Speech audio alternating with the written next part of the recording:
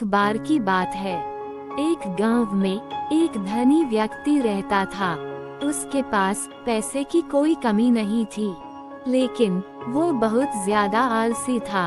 अपने सारे काम नौकरों से ही कराता था और खुद सारे दिन सोता रहता या अय्याशी करता था। वह धीरे धीरे बिल्कुल निकम्मा हो गया था। उसे ऐसा लगता जैसे मैं सबका स्वामी हूँ, क्योंकि मेरे पास बहुत धन है, मैं तो कुछ भी खरीद सकता हूँ। यही सोचकर वह दिन रात सोता रहता था। लेकिन कहा जाता है कि बुरी सोच का बुरा नतीजा होता है। बस यही उस व्यक्ति के साथ हुआ। कुछ सालों में उसे ऐसा महसूस हुआ जैसे उसका शरीर पहले से शिथिल होता जा रहा है। उसे हाथ पैर हिलाने में भी तकलीफ होने लगी। ये देखकर वो व्यक्ति बहुत परेशान हुआ। उसके पास बहुत पैसा था। उसने शहर से बड़े बड़े डॉक्टर को बुलाया और खूब पैसा खर्च किया, लेकिन उसका शरीर ठीक नहीं हो पाया। वह बहुत दुखी रहने लगा। एक बार उस गांव से एक साधु गुजर रहे थे। उन्होंने उस व्यक्ति की बीमारी के बारे में सुना, सो उन्होंने सेठ के नौकर से कहा कि वो उसकी बीमारी का इलाज कर सकते हैं। ये सुनकर नौकर सेठ के पास गया और साधु के बारे में सब कुछ बताया।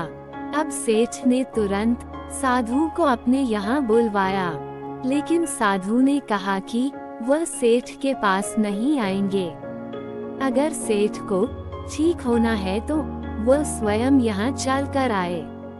सेठ बहुत परेशान हो गया, क्योंकि वो असहाय था और चल फिर नहीं पाता था।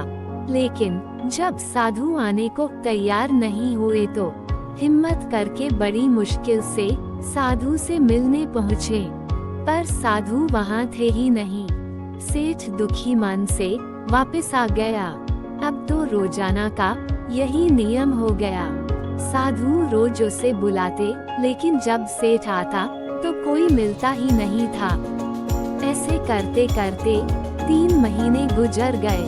अब सेठ को लगने लगा जैसे वह ठीक होता जा रहा है।